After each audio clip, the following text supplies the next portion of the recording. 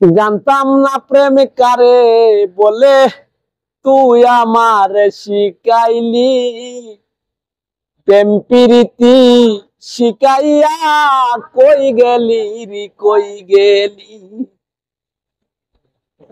কি মায়ালা গাইলে বন্ধু রে বন্ধু, বলতে চাইলো পারি না তোমার ভালো বাসা পাইলে এত নষ্ট হইতাম না, আমি তোমার ভালো বাসা পাইলে এত নষ্ট হইতাম না।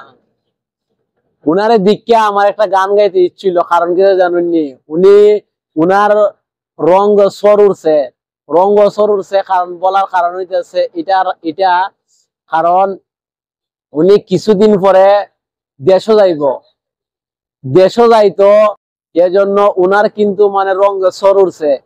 উনি দেখতেছো না নাচতেছে, আমি গান কই এজন্য উনি নাচতেছে।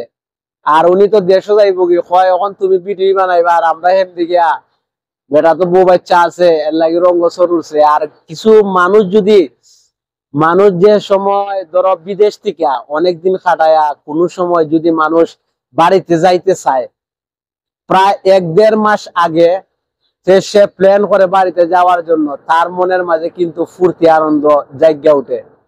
সে কয়ে একদিন না একদিন মানে কিনা আমি যাইমুরি, আর কিছুদিন পরে আমার অবশ্যই অমুক অমুক প্ল্যান আছে, আমি এগুলা আমার প্ল্যান সাকসেস হইতেব। এই জন্য বেটা রঙের মাঝে সর উঠছে, সে বেটা ডান্স দেয় আমার গানের সাথে। আর ওই যে আগলা দেখতেছ, ওই যে বুঝা বইয়া ফোন মারতেছে, আজকে তার ঘুম ধরে না, কাজে উঠে গেছে কি। আর যারা বউটো আছে বাড়িতে তুই আয়, তারা কিন্তু আলাদা একটা কিতা আছে, এমন ঘুম ধরে না, সবসময় মানে কিতা করে, সবসময় তার মনের মাঝে জাগে। আগে বউর সাথে মাতি লইতে অর্থন মাইতা, তারপরে কিতা খাস কাম আরম্ভ করবো। তো তাই নে কিছুদিন পরে যাইবা কি বাড়িত।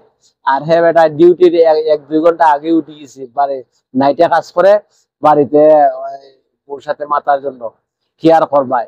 সবচেয়ে মূল কথা হইলো, আমি যেটার লাগি ভিডিওটা আসছিলাম, যারা প্রবাসে থাকে, প্রবাস থেকে যারা বাংলাদেশে যাওয়ার ইচ্ছা হয়, তারা কিন্তু ধরো 15 দিন আগে কিংবা 1 মাস আগ থেকে তারা যদি কোনো প্ল্যান করে, তারা যাইতো কি, তারা মনের মাঝে কিন্তু অনেক কিছু ধারণা উঠে, আমি বাড়িতে গিয়া এই কর্ম সেই কর্ম, এটা কি। এজন্য বেটা আমারে কইতাছে তুমি ভিডিও করবা, বাড়িতে যাইতে পারতাই না, এগুলো ব্লগ হই বানাও, ওইটা কি।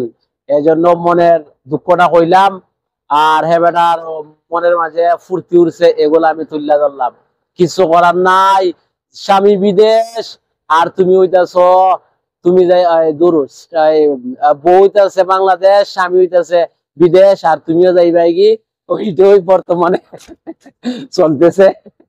ওকে, ভালো থাকো, সুস্থ থাকো।